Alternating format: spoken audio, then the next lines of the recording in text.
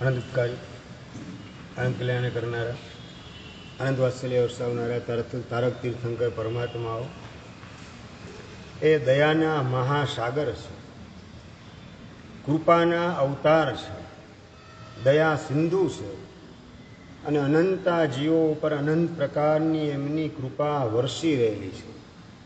એમાંથી આપણે 25 પ્રકારની કૃપા અંગેની વિચારણા કરેલા છે. ગઈકાલે 11મી અને 12મી નંબરની કૃપાની વાત કરેલી હતી, બરાબર. 11મા નંબરની કૃપા આપણી પાત્રતા હોય તો પ્રભુ સામે ચાલીને ખેંચાઈને પધારે, અને નંબર 2 ભગવાન કદાચ ન પધારી શકે તો પોતાના યોગ્ય પ્રતિનિધિને મોકલ્યા વિના પ્રભુ રહેતા નથી. એ 12મા નંબરની કૃપા. આના વિશે આપણે વિચારણા કરેલી હતી. પહેલેથી આપણે લાઈનસર યાદ નથી કરતા, હવે થોડા આગળ વધીએ છીએ, બરાબર છે. 13મા નંબરની કૃપા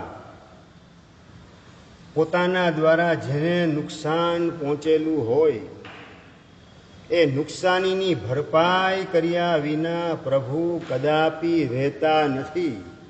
એ પ્રભુની 13મા નંબરની આપણા ઉપર વરસી રહેલી કૃપા છે.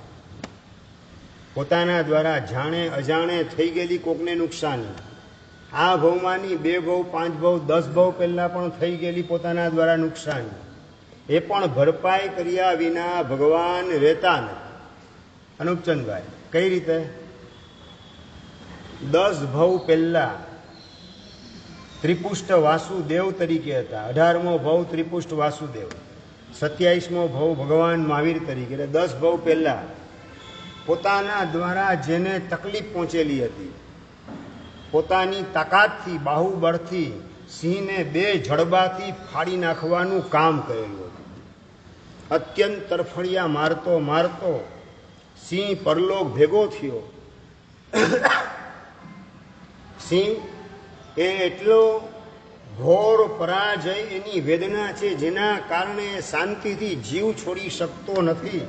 અને એ વખતે સારથી તરીકે ગોઠવાયેલ ગૌતમ સ્વામી હતા અને કહે છે કે તું જંગલનો સિંહ છે, વન કેસરી છે, તો કોઈ સામાન્ય કોઈ છોકરડા દ્વારા તારું મોત થયું નથી. આ નર કેસરી છે. આ નર કેસરી દ્વારા વન કેસરી તને મોત મળેલું છે. કોઈ તુચ્છ મૃત્યુ એને તું પામેલો નથી.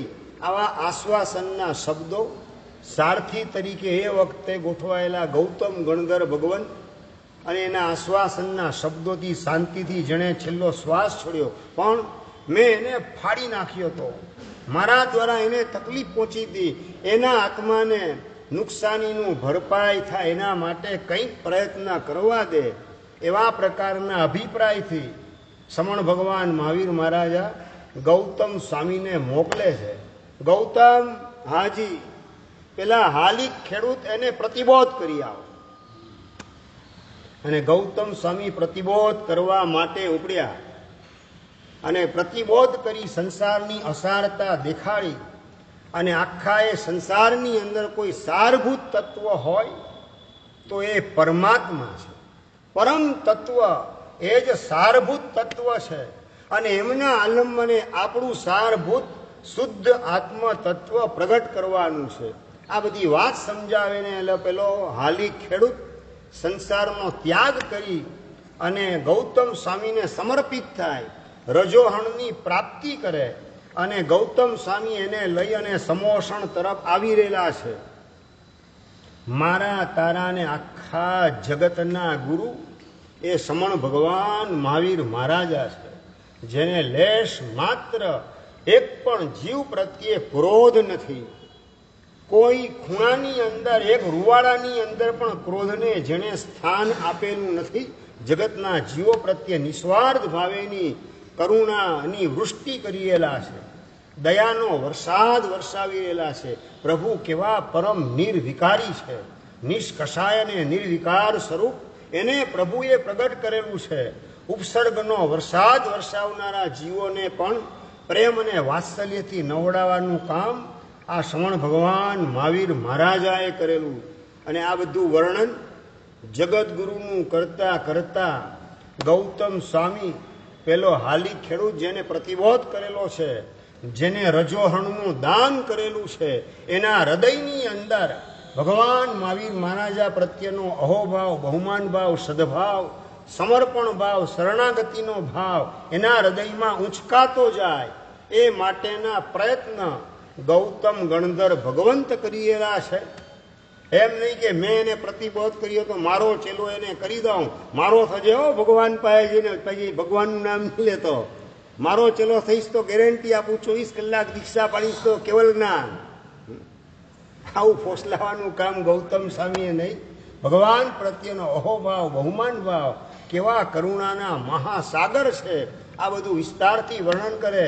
એક બાજુ વિતરાગતા છે પરાકાષ્ઠાની પરિપૂર્ણ, અને બીજી બાજુ ભગવાન કરુણાના મહાસાગર છે.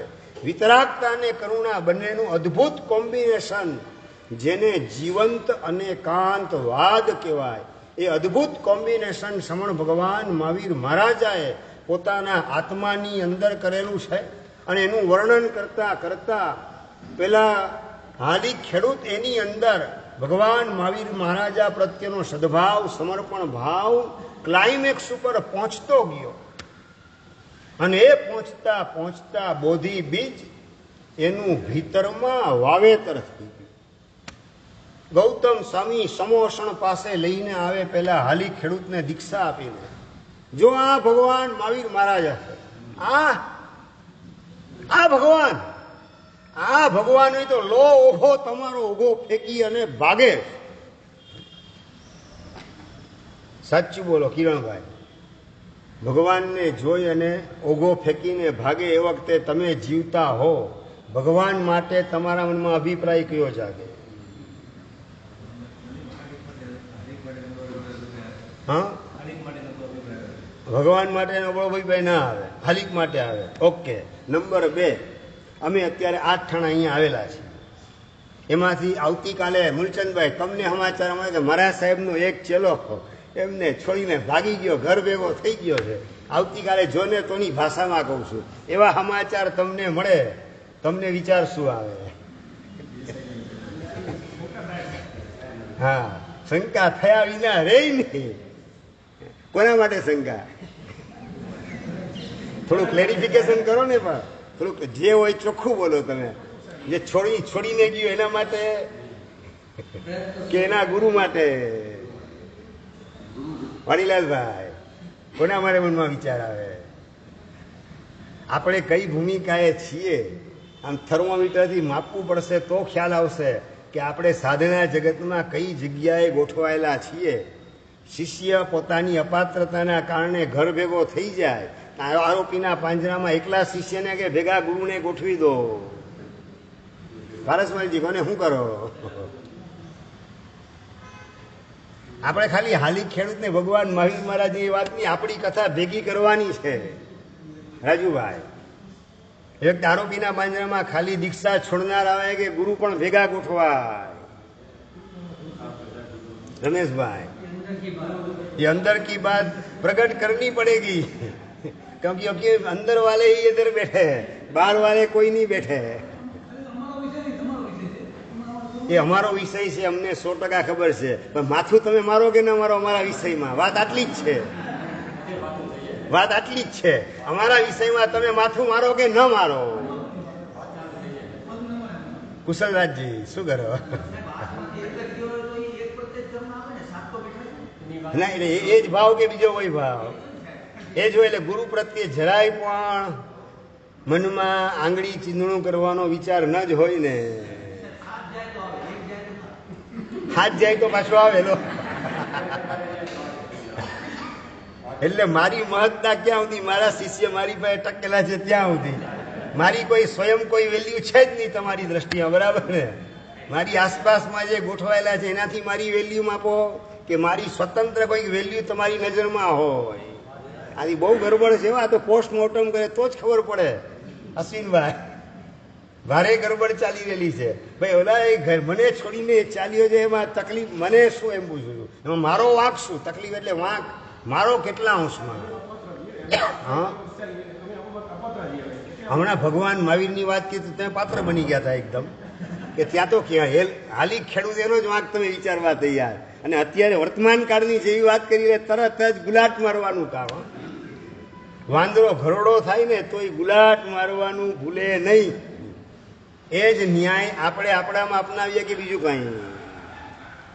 ભગવાન મહાવીર મહારાજા એને જોઈ અને પેલો ભાગે અને બાળ પ્રસદાની અંદર ચર્ચાનું વાતાવરણ ઉપડ્યું છે કે ભગવાને આવાને દીક્ષા આપી. અને નંબર 2, ભગવાન ચડ્યા હતા કે ગૌતમ સ્વામી ચડ્યા હતા? ભાઈ ચડ્યા હતા તો ગૌતમ કહેવાય કે એ આ હાલી ખેડૂતને પ્રતિબોધ કરીને આવ્યા. હવે જવાબદારી ભગવાનની હતી એને ટકાવવાની, અને ભગવાન પોતાની જવાબદારી અદા ન કરી શક્યા. હાલો ભગવાનમાં કંઈક પ્રકાશભાઈ આ ચર્ચાના મરચા ખાંડવાના કામ બાળ પરિષદમાં શરૂ થાય. લોકોની અંદર ઘર ઘરની અંદર આ બધા ચર્ચાના મરચા ખાંડવાના કામ ચાલે રાખે. પણ ભગવાન લોકો મારા માટે શું બોલશે, શું વિચારશે જોયા વગર, પોતાની નુકસાનીને ગણકાર્યા વગર, પોતાના દ્વારા જેને પેલા નુકસાની થયેલી છે એ નુકસાની ભરપાઈ કર્યા વિના ભગવાન રહેતા નથી. આ 13મા નંબરની ભગવાનની અદ્ભુત કરુણા, એનો વિચાર આવે તો પણ આપણું હૈયું ભગવાનના ચરણોમાં ઝૂક્યા વિના રહે નહીં. ગૌતમ સ્વામી ખુદ પૂછે ભગવાનને, ભૈવમ કિમેયમ, ભગવાન આ શું થયું? અરે ગૌતમ એનું કામ થઈ ગયું. કામ થઈ ગયું કે કામ બગડ્યું? થઈ ગયું. ઓઘો છોડે એનું કામ થઈ ગયું કે બગડ્યું? હા, એ અત્યારે ઓઘો કોક છોડનાર હોય એના માટે જોઈને વિચાર આવે. એ માટે એ કાળના પ્રસંગો માટે જે અભિગમ તમારો છે એ અભિગમ અત્યારે ટકે કે ભાંગીને ભૂકો થઈ જાય. પંડિતજી, હું કાળને કાળ બદલાયો નહીં, કાળજા બદલાઈ ગયા તમારા. તમે પાછું કાળના ઉપર વાગ નાખવાનું. મારા ઉપર તો ટોપલો કઈ આવો જ ન જોઈએ. કાળ ઉપર ને કર્મ ઉપર ને નિયતિ ઉપર ને બીજા ઉપર આપણે ટોપલો ઢોળવા તૈયાર છીએ. આપણી જાત ઉપર દોષનો ટોપલો લેવા કેટલા તૈયાર? કાળ બદલાયો કે આપણા કાળજા બદલાઈ ગયા. તારક સ્થાન પ્રત્યેના અહોભાવ પ્લાસ્ટિક જેવા ફોફલા બનાવીને આપણે ફરીએ અને પાછા મગરૂર બનીને ફરીએ બજારની અંદર. આપણું ઠેકાણું પડશે કઈ રીતે એના વિશે ગંભીરતાથી વિચાર કેટલો કર્યો. ગૌતમ સ્વામી પૂછે, ભગવાન ભૈવમ કિમેતત, ભગવાન આ શું થયું? અને ભગવાન કે ગૌતમ એનું કામ થઈ ગયું. ભાઈ કામ થઈ ગયું કે બગડી ગયું? સચિનભાઈ, ઓઘો છોડીને ભાગે એના માટે ભગવાન કે એનું કામ થઈ ગયું. આપણી બુદ્ધિ શું કે કામ થયું કે કામ બગડી ગયું? રમેશભાઈ, એટલે આપણે શું વિચારીએ એમ કહું છું. એ ભગવાનનું તો મને ખબર જ છે. આપણે શું વિચારીએ, કામ થઈ ગયું લાગે, કામ બગડી ગયું લાગે? અને ભગવાનના કારણે બગડ્યું લાગે કે પેલાના કર્મના કારણે બગડ્યું લાગે? કિરણભાઈ શું લાગે? હા, પ્રથમ દ્રષ્ટિએ બગડ્યું જ લાગે. પાછું કોના કારણે બગડ્યું લાગે? ભગવાનના કારણે લાગે કે ખેડૂતની પોતાની અપાત્રતાના કારણે બગડેલું લાગે? શું લાગે? હા,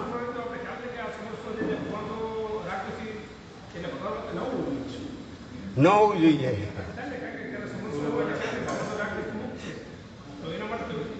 અને એના માટે વિચાર કરનારા નીકળેલા છે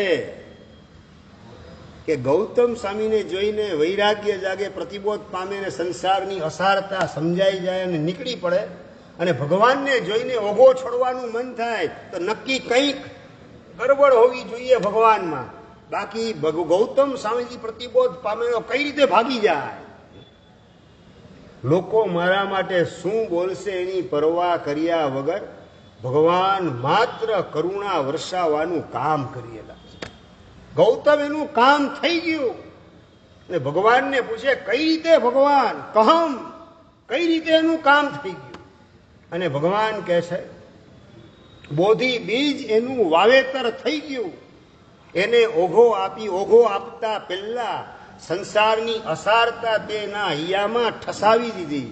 સંસાર પ્રત્યેનો અનાદિકાળનો જે ભરોસો હતો એને ચલાઈ માન તે કરી દીધો. એ સૌથી પહેલો ઉપકાર. અને દીક્ષા આપ્યા પછી અહીંયા સુધી તું લાવ્યો અને ઇન બિટવીન ચાલતા ચાલતા મારા વિતરાગ સ્વરૂપનું, મારી કરુણાનું, મારી નિર્વિકાર ને નિષ્કષાય દશાનું વર્ણન કરતા કરતા એના અંતરમાં બોધિ બીજનું તે વાવેતર કરી દીધું. એનો સંસાર સીમિત થઈ ગયો. ગૌતમ એનું કામ થઈ ગયું. તો ભગવાન આપને જોઈ સમોસણમાં આવીને એને કેમ ઓઘો છોડી દીધો? અને વાત કરે છે એમાં જવાબદાર હું છું.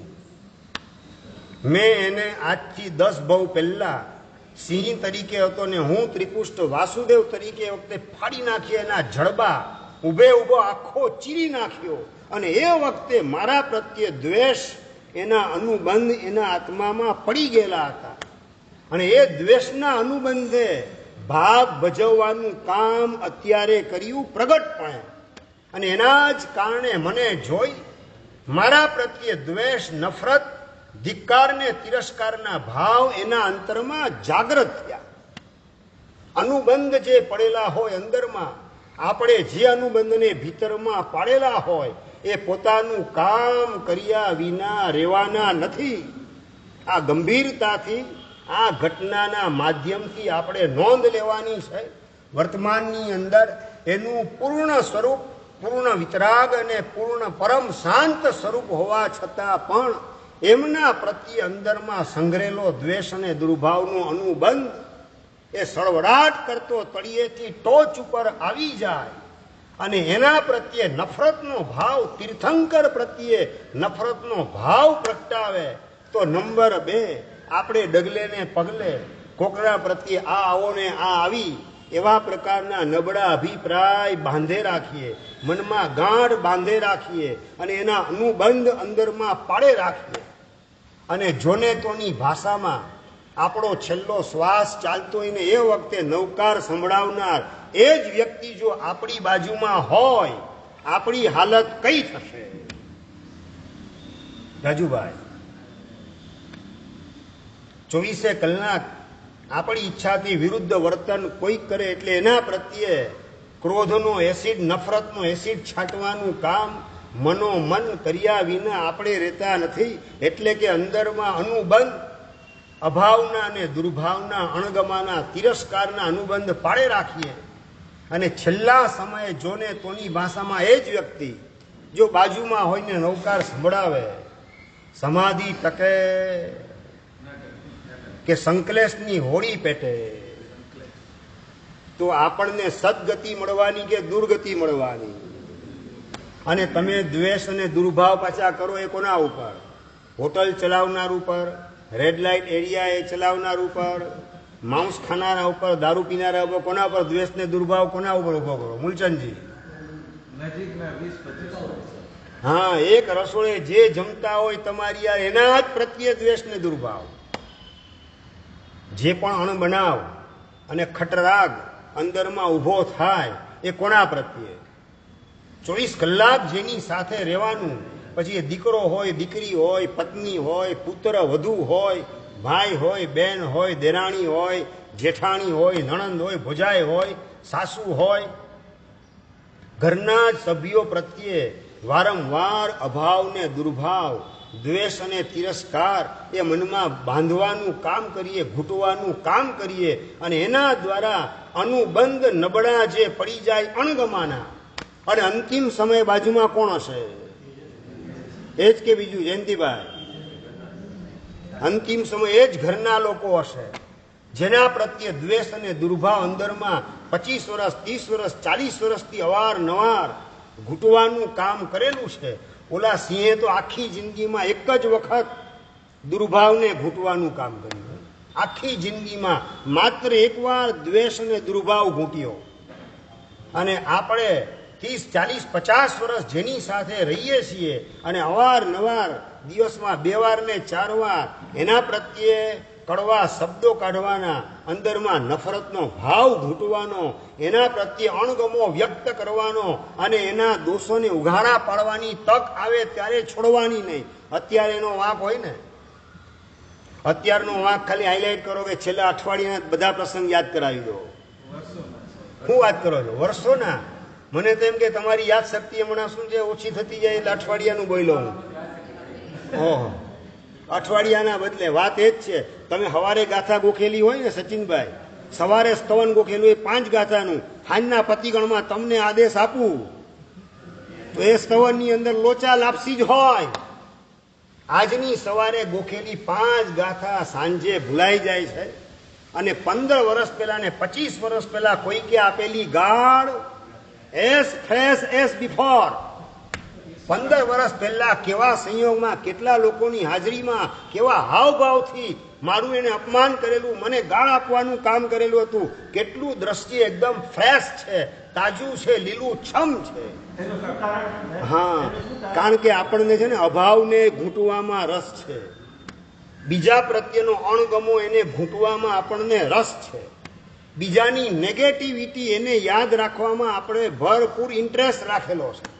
બીજાની સારી ચીજ લગભગ યાદ રહેતી નથી અને બીજા માટેની નબળી વાત ભૂલાતી નથી. આ 2 નબળી કડીના લીધે જ મારો ને તમારો આત્મા અનાદિકાળથી પુનરપી જનનમ પુનરપી મરણમ પુનરપી જનની જઠરે શયનમ, આ 84 લાખ યોનિની અંદર જનમણના ચક્કરની અંદર મારો અને તમારો આત્મા ફસાયાનું આ જ મુખ્ય કારણ છે કે બીજાની નબળી વાત ભૂલાતી નથી અને બીજાની સારી આરાધના ને સારી વાત લગભગ યાદ રહેતી નથી.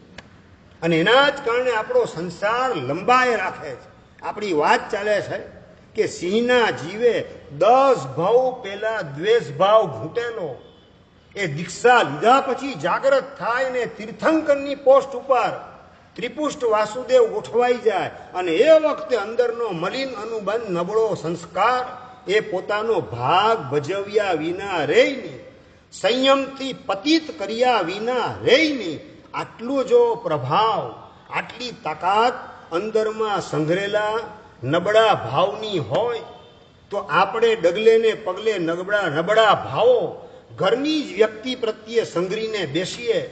આપણા દીકરા દીકરી, પત્ની, પુત્રવધુ, આડોશી પાડોશી, ફ્રેન્ડ સર્કલ, દિરાણી જેઠાણી, સાસુ વહુ, નણંદ ભોજાય, જે બધા ઘરના મેમ્બર, એના જ પ્રત્યે એના એક એક નબળા પ્રસંગને યાદ રાખીને અભાવ દુર્ભાવ અણગમો એને ઘૂંટવાનું કામ કરીએ અને છેલ્લા સમયે નવકાર સંભળાવનાર એ જ વ્યક્તિ હશે.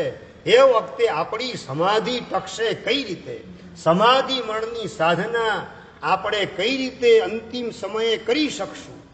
આ અંદરમાં કોઈના પ્રત્યે નબળો અભિપ્રાય રાખવો નથી, કોઈના પ્રત્યે દ્વેષ કે દુર્ભાવ એને ભીતરમાં મારે સંઘરવો નથી. કારણ કે ભીતરમાં સંગ્રહેલો અભાવ ને દુર્ભાવ અણગમાનો પરિણામ તીર્થંકર મળે તો પણ પોતાને સંયમથી ભ્રષ્ટ કર્યા વિના રહે નહીં. આટલી જો તાકાત હોય મલિન ભાવની, નબળા અનુબંધની, તો ડગલે ને પગલે ઘરના દરેક મેમ્બર પ્રત્યે અભાવ દુર્ભાવ એની ગાંઠ બાંધે રાખવું, એ જ ભાવને ઘૂંટે રાખવું અને અંતિમ સમયે એ જ લોકો મારી આસપાસમાં હશે એમને જોઈને સમાધિ મરણ મને પ્રાપ્ત થશે કઈ રીતે.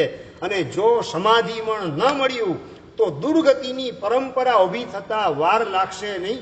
વર્ષોથી કરેલી ભગવાનની પૂજા, સેવા, સામાયિક પ્રતિક્રમણ, નૌકારનો જાપ, વ્યાખ્યાનનું શ્રવણ, આ બધી મૂડી હોવા છતાં પણ અંતિમ સમયે જો આ અણગમાનો સંસ્કાર તળિયેથી ટોચ ઉપર આવી ગયો અને મારા ઉપર પોતાનો કબજો સ્થાપિત કરીને ગોઠવાઈ ગયો, મારું મોત બગડશે એમ નહીં, દુર્ગતિની પરંપરા અનંતકાળ સુધી ઊભી થયા વિના રહેશે નહીં. What next? આંખ નીચાયા પછીની દુનિયામાં મારું થશે શું, એનો વિચાર ગંભીરતાથી આ હાલી ખેડૂત ભગવાનને જોઈ ઓઘો ફેંકીને ભાગી ગયો એ પ્રસંગને નજરની સામે રાખી ગંભીરતાથી હવે મારે કોઈના પ્રત્યે અભાવ કે અણગમાના ભાવ અંદરમાં ઊભા થવા દેવા નથી. સૌએ જીવા કમ્મ વસ, દરેક જીવ કર્મને આધીન છે અને બીજાનો મારા પ્રત્યેનો નબળો વ્યવહાર એ મારા કર્મના કારણે છે, એમાં એ જવાબદાર નથી. એ તો મારા પાપ કર્મ ખપાવવામાં ઉપકાર કરે છે. He is my helper, only helper. આવા પ્રકારનો ભાવ એના પ્રત્યે પ્રગટાવી આપણે અંદરમાં સમાધિના સંસ્કાર પાડવાનું કામ ડગલે ને પગલે કરશું, રોજે રોજ કરશું, તો જ અંતિમ સમયે સમાધિ મરણની સાધના આપણા માટે શક્ય બનશે. અને સમાધિ મરણ મળશે તો જ સદગતિની પરંપરાનું નિર્માણ થશે. માટે જ સમાધિ મરણ પયન્નાની અંદર સમાધિ મરણને અત્યંત દુર્લભ બતાવવામાં આવેલું છે. કે અંતિમ સમય અંદરના બધા સંસ્કાર જોર કરવાના, આખી જિંદગી જે ઘૂંટેલું હોય એ બધા સંસ્કાર આપણા ઉપર હાવી થઈ જવાના, આપણા ઉપર પોતાનો કબજો જમાવાના. એ વખતે મોતની વેદનામાં આપણી જાગૃતિ હશે કેટલી, આપણી સમજણ એ વખતે કામ કરશે કેટલીને. જો નબળા સંસ્કારનું જોર વધારે હશે તો સમાધિ મરણ પ્રાપ્ત થવાની શક્યતા મારા માટે રહેશે નહીં. માટે ડગલે ને પગલે રોજે રોજ ઘરના મેમ્બર કમસે કમ જેટલા છે એના પ્રત્યે અભાવ કે દુર્ભાવ બિલકુલ મારે થવા દેવો નથી. આવા પ્રકારની જો સમજણ આવી જાય તો પણ સમાધિ મરણ આપણા માટે સુલભ બની શકે. આ તો પાણીમાં રહેવું અને મગરની આરે વેર, સમજાયું ને વાડીલાલભાઈ? જે ઘરના સભ્યોની સાથે રહેવાનું 5, 15, 25, 50 વર્ષ અને એના જ પ્રત્યે અભાવ દુર્ભાવને અણગમાની ગાંઠ બાંધે રાખીએ, પછી અંતિમ સમય આપણો આવે, સમાધિ મરણની સંભાવના રહેશે કઈ રીતે? આપણી મૂળવા એટલે એક સંકલ્પ કરીએ કે કોઈ પણ વ્યક્તિ પ્રત્યે અભાવ કે દુર્ભાવ કે અણગમા એની ગાંઠ અંદરમાં બાંધવી નથી. અણગમાની ગાંઠ એને નુકસાન કરે કે ન કરે, મને નુકસાન કર્યા વિના રહેશે નહીં. આવા પ્રકારનો અંદરમાં સંકલ્પ કરવાની જરૂર છે. અને હવે આપણે પાછી મૂળ વાત ઉપર આવી જઈએ, 13મા નંબરની કૃપા ભગવાનની, કે પોતાની નુકસાનીને ગણકાર્યા વગર ઓલા હાલી ખેડૂતને પ્રતિબોધ કરવા માટે મોકલું છું ગૌતમ ગણધરને, અને મને જોઈને ઓઘો ફેંકીને ભાગશે. અને 12 પરસદામાં રહેલા મિથ્યાત્વી દેવો અને દેવલોકમાં રહેલા મિથ્યાત્વી દેવો મારા માટે ચર્ચાના મરચા ખાંડવાનું કામ કરશે. કે આ જોયા ભગવાન નવા કેવા આવ્યા, એને જોઈને પામવાના બદલે બધા હારી જાય. આ તે વળી કેવા નવા તીર્થંકર આવ્યા, એવી દેવલોકમાં ચર્ચા મારા માટે ઉપડશે. રહેવા દો ભાઈ, એનું જે ભાવિ ભાવ હશે થશે. આપણે સચિનભાઈ ભગવાનની જગ્યા આવીએ તો આપણો અભિગમ આ કે બીજો કોઈ? અનબચંદભાઈ આપણો અભિગમ કેવો? આપણે ક્યાં? હા હા, એટલે આ રિયાલિટી આ જ છે આપણી. મને જરાય તકલીફ ન પડે એ રીતે બીજાનું કામ મારે કરવું. એટલે વર મળો, કન્યા મળો, ગોરનું તરભાણું ભરો. આ નીતિ આપણે અનાદિ કાળથી સાચવેલી છે અને એના જ કારણે આપણો સંસાર ચાલી રહેલો છે. ભગવાનની કેવી અપરંપાર કૃપા વરસી રહેલી છે. મારી બદનામી જે થવી હોય તે થાય, પણ એનામાં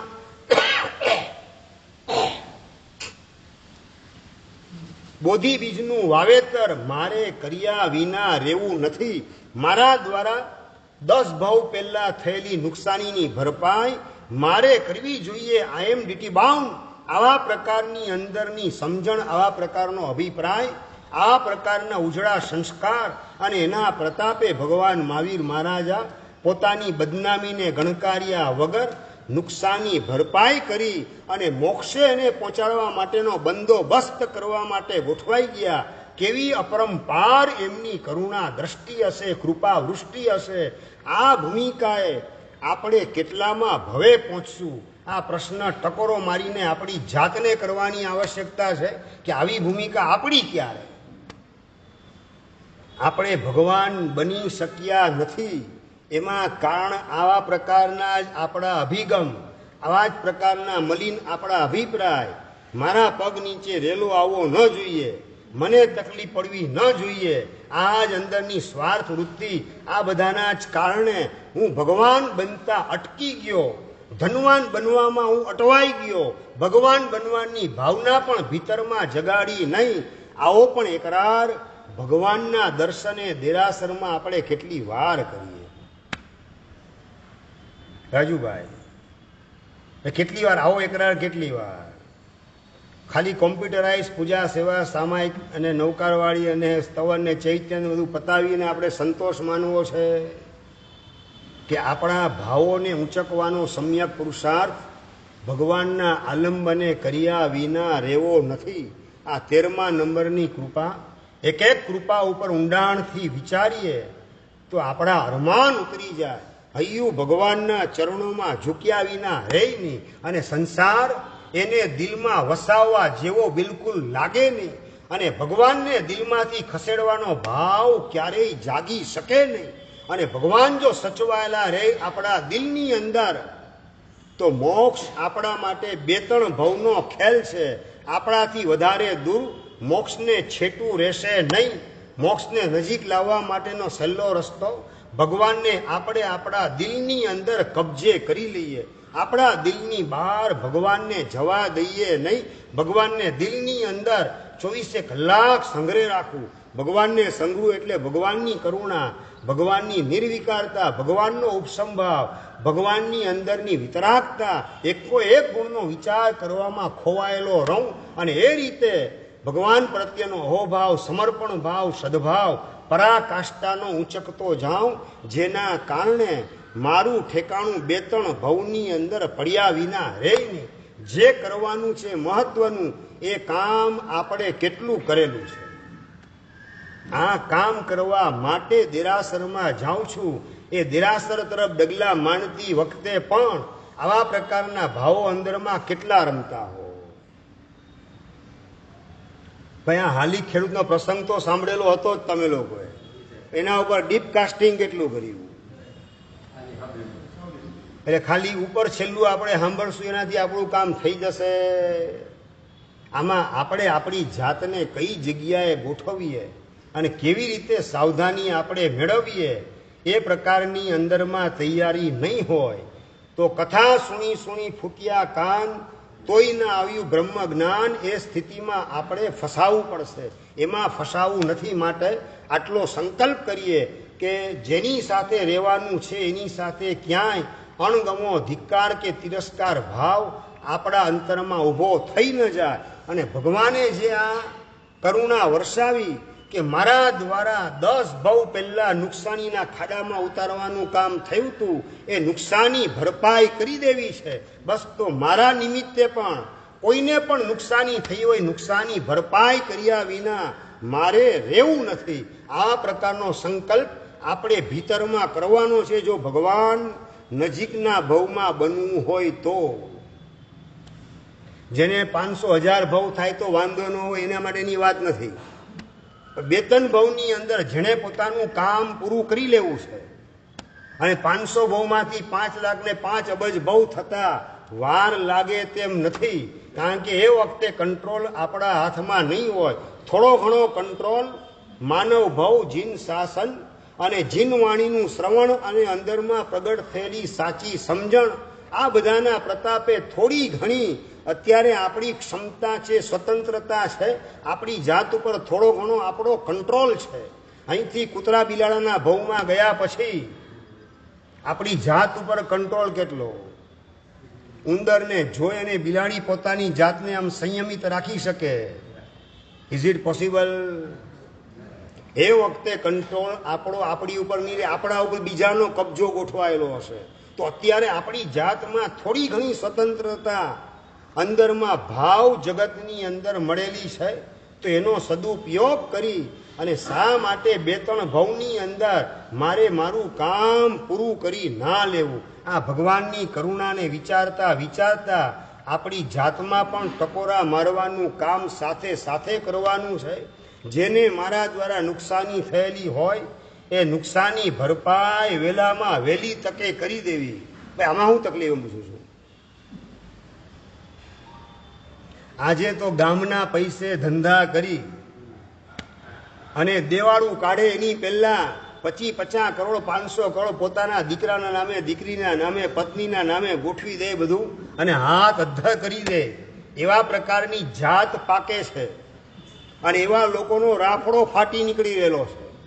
હવે ક્યાં ભગવાન બનવાની વાત આવે? હા, શેતાન અને હેવાનની ભૂમિકામાં આપણે ક્યારેય અટવાવું નથી. આપણે ક્યારેય પણ બીજાને નુકસાનીના ખાડામાં ઉતારવા નથી, કારણ કે બીજાને હું નુકસાનીના ખાડામાં ઉતારીશ તો ચક્રવૃદ્ધિ વ્યાજ સાથે કર્મ સત્તા મારો હિસાબ વસૂલ કર્યા વિના રહેવાની નથી. આ કર્મના સિદ્ધાંત ઉપરની શ્રદ્ધા હોય તો ક્યારેય કોઈના પ્રત્યે નુકસાનીના ખાડામાં ઉતારવાનો વિચાર આવી શકે નહીં. મારા નિમિત્તે નુકસાન પહોંચેલું હોય તો વહેલી તકે ભરપાઈ કરી દઉં, કે જેના કારણે ભગવાન બનવાની મારી ભૂમિકા થોડી ઘણી તૈયાર થતી જાય. આવો એક પ્રમાણિકતાથી સંકલ્પ કરવાનો છે. તો 14મા નંબરની ભગવાનની કૃપા. ભગવાન પોતાની નુકસાની ગણકાર્યા વગર બીજા જીવના ભવિષ્યને ઉજળું બનાવવાની તક મળે તો એ તકને છોડવા તૈયાર નથી હોતા. બીજાનું ભવિષ્ય ઉજળું થતું હોય, મારે નુકસાની ભલે ભોગવવી પડે, એનું મંગલ ને એનું કલ્યાણ થતું હોય તો મારું જે થવું હોય તે થાય, એનું ઠેકાણું હું પાડી દઉં. આવી કરુણા ભગવાન વરસાવી રહેલા છે. અશ્વિનભાઈ ક્યારે વિચાર કર્યો? પોતાની નુકસાની ગણકાર્યા વગર બીજાનું ભવિષ્ય ઉજળું કરવા માટે તમે, તમારો દીકરો કદાચ આવું કરે ને, તમે શું કહો? આવા દોઢ ડાયા થવાની ही જરૂરત હતી? તમને દોઢ ડાયા લાગે કે સાચું ડાપણ એ છે એમ લાગે? બીજાનું ભલું કરવાનું હજી ક્યારેક વિચાર આવે, પણ નુકસાની વેઠીને, મૂળ વાત આ છે, પોતાની નુકસાની વેઠીને દીકરી અને જમાઈ સમોસણની અંદર ઊભા થઈ જાય. ભૈવમ રયો હરણમ દેહી, ભગવાન મને રજોણ આપો. આવી જમાલી પોતાનો સંસારીપણાનો જમાય ઊભો થઈ અને યાચના કરે ભગવાન પાસે, તરવા માટેની ભાવના વ્યક્ત કરે. ભગવાનને એ વખતે કેવલના નહોતું કે નહોતું ચંપાલાલજી? એ વખતે ભગવાનને કેવલના હતું અને ભગવાન સમજતા હતા આને દીક્ષા આપીશ પછી મારી સામે માથું ઉચકવાનું કામ કરશે, મારાથી જુદો થવાનું કામ કરશે, મને બદનામ કરવાનું કામ કરશે. અને ભગવાન ભૂલા પડ્યા, એવો મારા માટેનો અપપ્રચાર જગતમાં આ જ કરવાનો છે અને મારી દીકરી એમાં ભળી જવાની છે. આવું ભગવાન ઓઘો આપે જ ને એની પહેલા બધું દેખે છે. અને છતાં પણ ભગવાન રજોહણનું દાન કરે છે. મારું જે થવું હોય તે થાય, પણ એને એવી સાધના દીક્ષા આપીને કરાવી દઉં કે 15 ભવમાં સંસાર એનો સંકેલાય જાય. મારા માટે હેલ્ફેલ બોલે તો પણ એની પહેલા હું સાધના એની પાસે કરાવી દઉં, એવા અનુબંધ અંદર પડાવી દઉં આત્માની અંદર કે 15 ભવથી સંસાર એનો વધારે લાંબો ચાલે નહીં. 15મા ભવે તો એ મોક્ષમાં પહોંચી જાય. એવા પ્રકારનું કામ ભગવાને કરાવ્યું. દીક્ષા લઈ 11 અંગના પારગામી બને છે અને 11 અંગને પરિપૂર્ણ કરે ત્યાં સુધીમાં તો ભગવાનની દેશના સાંભળતા સાંભળતા અંદરનો વૈરાગ્ય, સંસાર પ્રત્યે અસારતાનો ભાવ, આત્મકલ્યાણની તીવ્ર તમન્ના, આ બધાના ઊંડા અનુબંધ ભગવાને અંદર એના આત્મામાં પાડી દીધા કે જેના કારણે ગમે એટલી ભૂલ કરે પણ 15 ભવથી એનો સંસાર વધારે લંબાય નહીં. અને ઓલો કડે માણે કડેનો સિદ્ધાંત ભગવાનનું એની સામે માથું ઉચકવાનું કામ કરે, ભગવાનના શાસનની બહાર નીકળવાનું કામ કરે. ભગવાન ભૂલા પડ્યા, ભગવાન ખોટા છે, હું સાચો છું. કડમ કડમ કડે માણે નો કડે. જે કામ થયેલું એ જ થયેલું કહેવાય. કરવાની શરૂઆત કરી એટલે કામ થઈ ગયું ન કહેવાય. આ બહુ ઊંડી ચર્ચા છે, અહીંયા બહુ વિશ્લેષણ એનું નથી કરતો. પણ ભગવાનને ખોટા ચિતરવાનું કામ જમાલી કરે, એમાં પોતાની દીકરી સાથ પુરાવાનું કામ કરે. જમાઈ ઘણા, આપણે પણ જમાઈ છીએ તો યાદ હોવું જોઈએ. આપણા જમાઈ માટે જ્યારે વિચાર કરીએ ત્યારે હું પણ કોકનો જમાઈ છું તો એવું મારામાં નથી ને એ ચેક કરી લેવાનું. અને એ કરેક્શન કરી લેવાનું, ચેક કરી આવી ખ્યાલ આવે કે ખોટ ખાપણ છે તો કરેક્શન કરી લેવાનું, તો આપણું કલ્યાણ થશે. આખી જગતના જમાઈની વિચારણા આપણે નથી કરવાની. હું એવો જમાઈ નથી ને, બસ એટલું જાતમાં ચેક કરી કરેક્શન કરીને આપણે મોક્ષ માર્ગે આગળ વધીએ.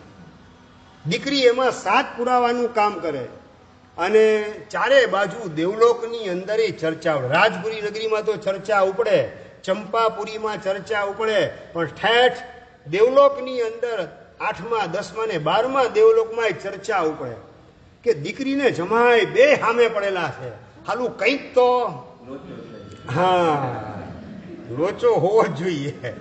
બાકી દીકરી થોડી સામે પડતી હશે, જમાય કદાચ સામે પડે હજી સમજ્યા, પણ દીકરી પણ એની સાથે ભળેલી છે, બાપની સામે ઊંચકે જ માથું. હાલ નક્કી કંઈક તો ગરબડ હોવી જ જોઈએ. મૂલચંદભાઈ, આપણે શું કરીએ? પડેલી હતી હકીકત છે, એ હકીકત આખી દુનિયાને ખબર છે કે દીકરીને બંને જમાઈ બંને સામે પડેલા. એટલું જ નહીં, જમાલીના 500 શિષ્ય હતા, એ પણ ભગવાનની સામે પડ્યા. હા, એકલો જમાલી નહીં, એકલી પોતાની દીકરી નહીં, 500 શિષ્યમાં થોડી અક્કલ તો હશે ને, વિદ્વાન બધા શિષ્ય. એકની સામે માથું ઉચકેવું તો ન જ બને ને, હાવ ગપ્પે ગપ્પા તો ન જોઈએ ને, હાવ લોલમ લોલ તો ન જ ચાલે ને, કંઈક હા કાંઈક તો હશે. આરોપીના પાંજરામાં જમાઈને દીકરી આવે કે પછી ભગવાન આવી જાય? કોણ આવી જાય? આપણે કઈ ભૂમિકાએ છીએ રાજુભાઈ? આપણી જાતને તપાસવાની છે. એ વખતે આપણે જીવતા હોઈએ, અંદરમાં પડઘા કેવા પ્રકારના આપણને સંભળાય, અને કોઈ વાત કરતું હોય, ચર્ચા કરતા હોય કે ભગવાનમાં કંઈક હોવું છે, અરે કંઈક નહીં, મોટી ગરબડ હોવી જોઈએ. હું કંઈક કરે રાખો, પાછું એમાં મરચા મસાલા નાખવાનું કામ, વઘાર કરવાનું કામ, એની અંદર જ કુશળરાજજી શું કરીએ આપણે? એમાં જ અટવાઈ જઈએ કે શું કરીએ? ભગવાન ઓળખે છે જગતના જીવોની સ્થિતિ કેવી છે, પણ ભગવાન કરુણાના મહાસાગર છે, પરોપકારનું વ્યસન છે. પોતાની નુકસાની વેઠીને પણ ભગવાન પરોપકાર કર્યા વિના રે નહીં. આ પ્રકારનું બ્લડ પરમાત્માનું છે. ભગવાનના ડીએનએ ની અંદર આવી વિશેષતા ગોઠવાયેલી છે, એટલે દુનિયા શું બોલશે એને ગણકારવાનું કામ ભગવાન કરતા નથી.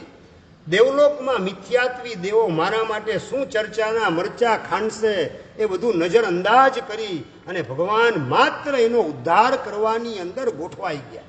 અને 500 શિષ્યના ગુરુ ક્યારે બને?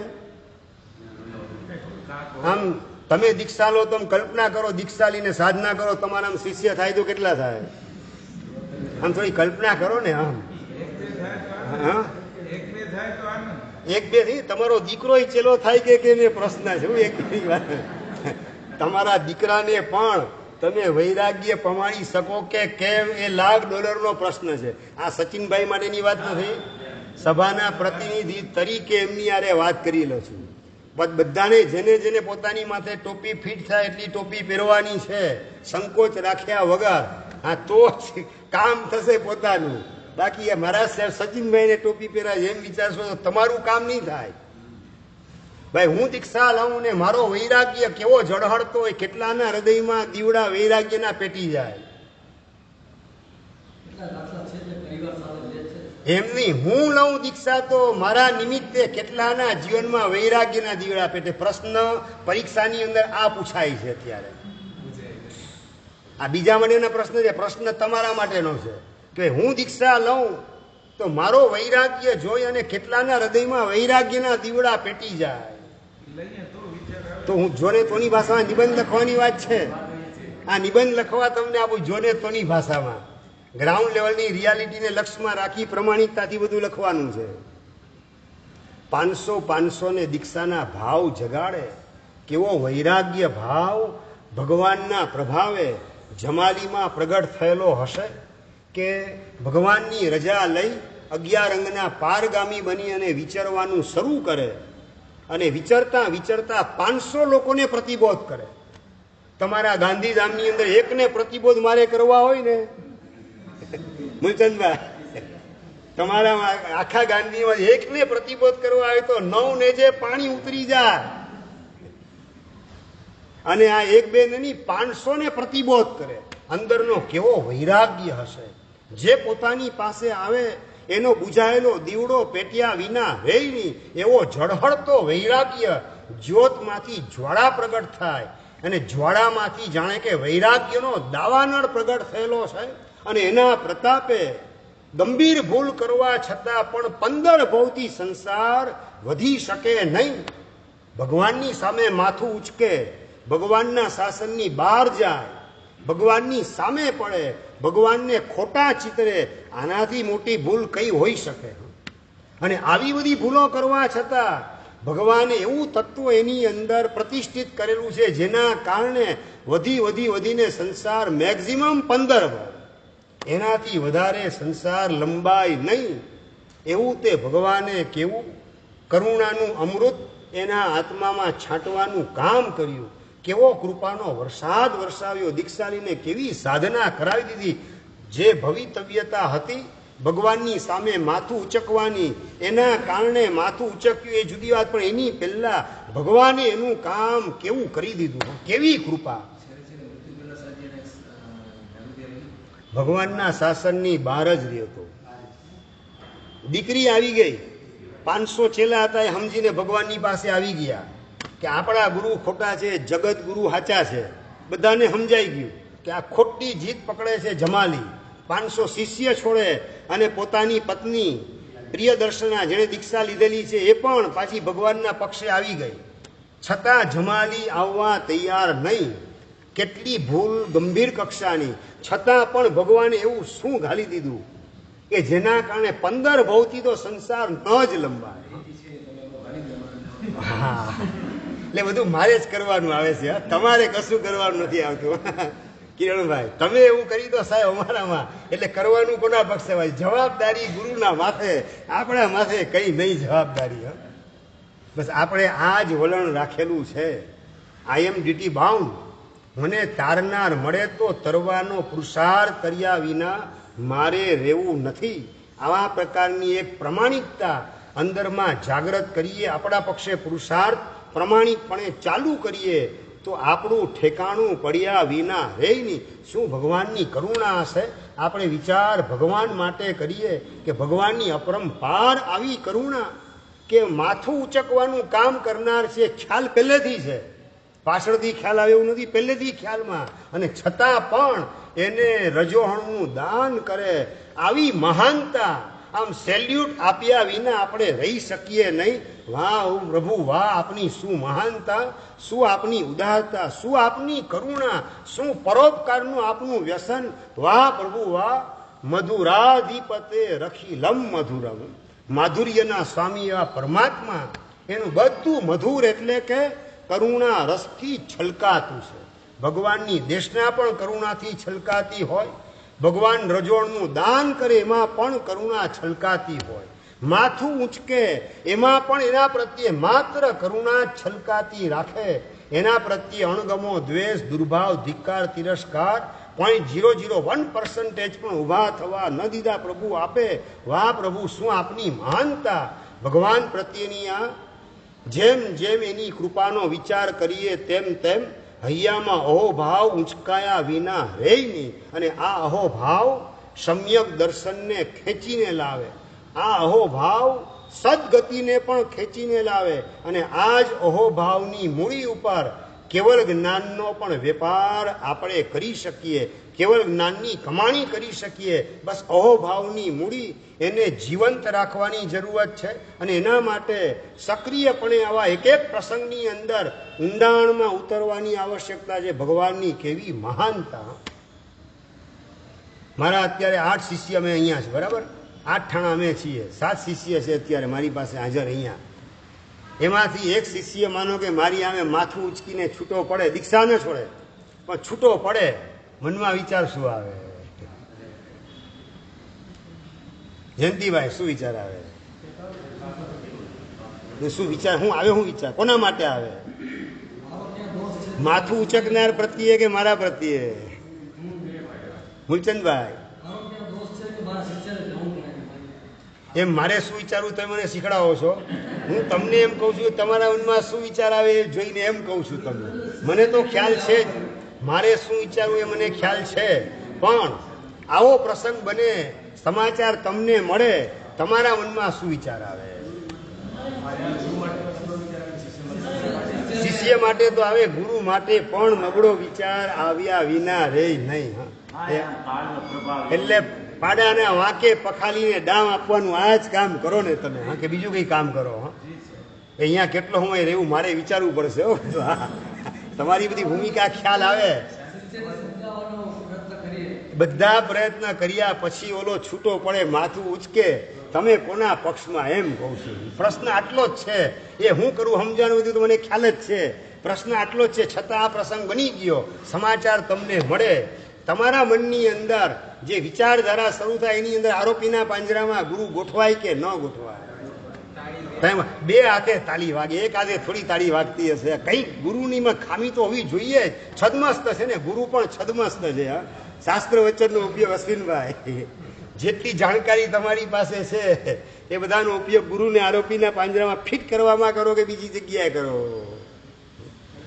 એટલે આપણે આ તરવા માંગીએ છીએ કે ડૂબવા માંગીએ છીએ, એ પ્રશ્ન આપણી જાતને એકાંતમાં પૂછવાનો છે કે આવું મારું વલણ એ તરવાની મારી ભૂમિકા છે કે ડૂબવાની, રખડવાની ને ભટકવાની જ મારી અપાત્રતા સંઘરેલી એ જ અંદરમાંથી ઉછળી રહેલી છે. એ ગંભીરતાથી એની નોંધ લઈ અને આ બધી અપાત્રતાને મારે કાઢવી છે. ખાલી જોને તોની ભાષામાં આવા પ્રશ્ન જાતને પૂછો ને બેઠા બેઠા, તોય ખ્યાલ આવવા મને આપણે ક્યાં છીએ અને ક્યાં પહોંચવું જોઈએ, અને એના માટે આપણે પુરુષાર્થ કેવો કરવાનો, આપણી વિચારધારા કેવા પ્રકારની કેળવવાની, આપણા વલણને કેવા પ્રકારનું તૈયાર કરવાનું, આ બધું ઓટોમેટિક ભીતરમાં સમજાવવા માંડે. ભગવાનની આ 14મા નંબરની કરુણા હતી. પોતાની નુકસાનીને વેઠ્યા વગર સામા જીવના ભવિષ્યને ઉજળું કરવાનું કામ, એને ઉગાડવાનું કામ, એના ઉપર પરોપકાર કરવાનું કામ કર્યા વિના ભગવાન રે નહીં. અરે આગળ વધીને 15મા નંબરની કૃપા તો એ છે કે ભગવાન પોતાને મારનારને પણ બચાવ્યા વિના રહેતા નથી. આ 15મા નંબરની કૃપા છે. મારનારને પણ તારવાનું કામ, ડુબાડનારને પણ તારવાનું કામ કર્યા વિના ભગવાન રે. ઠેઠ નાક સુધી પાણી આવી જાય એટલો વરસાદ કમઠ વરસાવે, મેઘ માળી દેવ બનીને.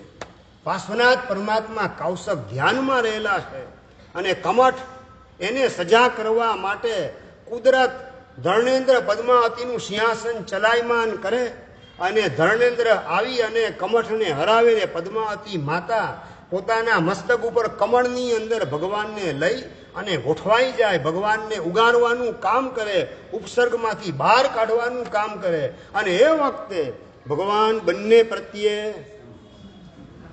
રોજ દેરાશ્રમમાં ચિંતાણી પાસના દાદા પાસે તમે બધા બોલો છો. શું બોલો છો અડીલાલભાઈ? કમઠે ધર્ણેન્દ્રે ચ સ્વચિતમ કર્મ કુર્વતી. સ્વચિતમ એટલે પોતપોતાને યોગ્ય, પોતપોતાને છાજે એવા કામ કરતા હતા. એક ડુબાડવાનું કામ ને એક ઉગાડવાનું કામ. હવે આમાં મહત્વની વાત, ઓલા ડુબાડે ને ઉગાડે છે મહત્વનું નથી. મહત્વની વાત ત્રીજા ચરણમાં બતાવે છે કે પ્રભુ તુલ્ય મનોવૃત્તિ. ભાર આપણે તુલ્ય મનોવૃત્તિ ઉપર આપવાનો છે કે ભગવાનની બંને પ્રત્યે સમદ્રષ્ટિ છે. ધર્ણેન્દ્ર પ્રત્યે રાગ નથી કે કમઠ મેઘ માળી દેવતા એના પ્રત્યે કોઈ દ્વેષ નથી. પ્રભુ તુલ્ય મનોવૃત્તિ. તુલ્ય આપણે તો છે પ્રભુ તુલ્ય મનોવૃત્તિ પાર્શ્વનાથશ્રીએ ગબડાવી દઈએ છે આપણે બધું. ભાર આપવાનો પ્રભુ તુલ્ય મનોવૃત્તિ. ભગવાન આ તુલ્ય મનોવૃત્તિ વાળા. હું તમને કહું, તમારે ભગવાનની વાત હમણાં સાઈડમાં લાગે, તમારે 2 દીકરા હોય, એક સેવા કરતો હોય ને એક સાંભળતો ન હોય, તમારું અશ્વિન તુલ્ય મનોવૃત્તિ બોલી શકાય, સચિન તુલ્ય વૃત્તિ બોલી શકાય. તમારા દીકરા પ્રત્યે પણ સમાન ભાવ નથી રાખી શકતા. આ તો ડુબાડનાર અને ઉગારનાર, ત્યાં પણ સમાન ભાવની વાત છે. ભગવાન કઈ હાઈટ ઉપર પહોંચેલા છીએ અને આપણે કેવા દટાયેલા છીએ. પર્વતની તળેટીમાંની ખીણમાંય દટાયેલા છીએ આપણે. અને ભગવાન શિખરના ટોચ ઉપર પ્રતિષ્ઠિત થયેલા છે, સંભાવના શિખર ઉપર, બંને પ્રત્યે સંભાવ. અને એના કારણે એ સમભાવ એના અહોભાવથી દર્શન કરતા કરતા કમઠ સમ્યક દર્શન પ્રાપ્ત કરી લે છે. કમઠને સમ્યક દર્શનનું દાન કરે, ડૂબાડનારને પણ તારવાનું કામ પાર્શ્વનાથ પરમાત્મા કરેલા છે.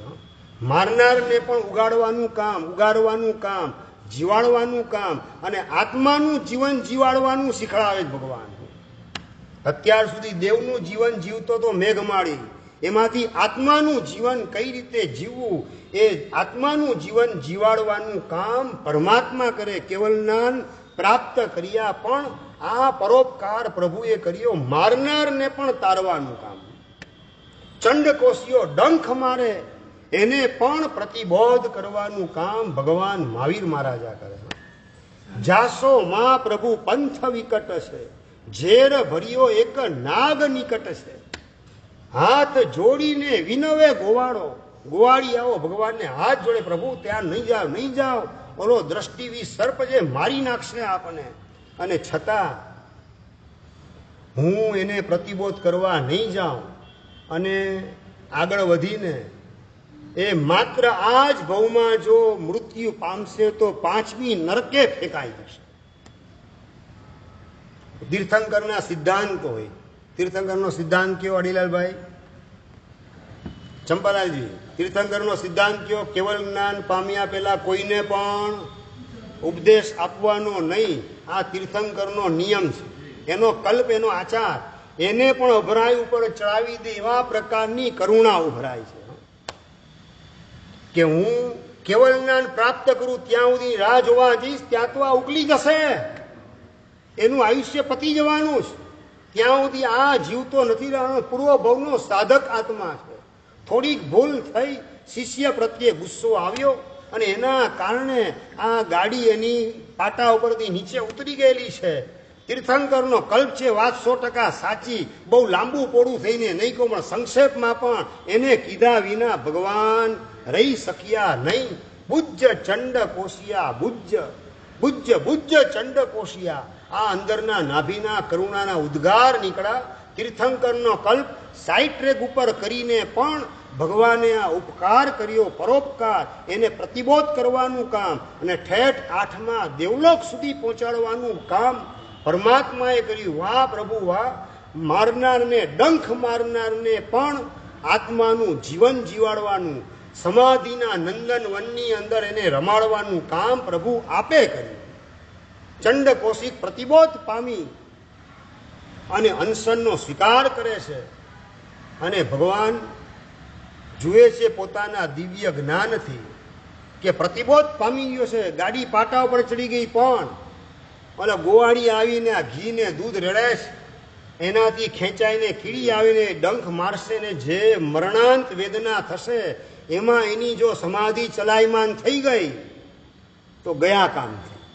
મહેનત ઉપર પાણી ફર્યા વિના રહેશે નહીં. એટલે ભગવાન એને એની સમાધિ ટકાવવા માટે ત્યાંને ત્યાં કાવસક ધ્યાને 15 દિવસ 24 ઉપવાસ કરીને ઉભા રહ્યા. 1 મિનિટ હમણાં ગોચરી વાપરી આવું ગામમાં જઈને, 28 થઈ ગઈ પૂરી, ગોચરી વાપરીને જલ્દી આવી જઈશ પાછો. અશ્વિનભાઈ, આપણે આપણી જાતને પૂછે, સગા મા બાપને હોસ્પિટલમાં દાખલ કરેલા હોય ને, 15 દિવસ દુકાન બંધ કરીને હોસ્પિટલની અંદર રાત દિવસ ઉજાગરા બેઠી અને સેવા કરવાની તૈયારી કેટલી આવે. સગા મા બાપ હોય, જીવાડનારા, નવું જીવન આપનારા, એની પણ સેવાના ભાવ આપણને જાગતા નથી ને આ તો મારનારને જીવાડવાની વાત. પોતાને હેરાન કરનાર, ડંખ મારનાર, એ પણ સમાધિ ચૂકી ન જાય, સમાધિ મરણ ચૂકી ન જાય, પર ભવ હારી ન જાય, બગડી ન જાય. એટલા માટે ભગવાન ત્યાં ને ત્યાં 15 ઉપવાસ કરી કાવસક ધ્યાને ઉભા રહ્યા. શું પ્રભુની આ કરુણા, અપરંપાર કરુણા! મારનારને પણ ઉગાડવાની તૈયારી. બસ આ કરુણા આપણા અંતરને સ્પર્શી જાય એવો અહોભાવ ભગવાન પ્રત્યે ઊંચકી આપણા કર્મોનો નિકાલ કરીએ. એ જ મંગલ કામના. જીનાગ્નવિદ કહેવાય તો ઈચ્છા.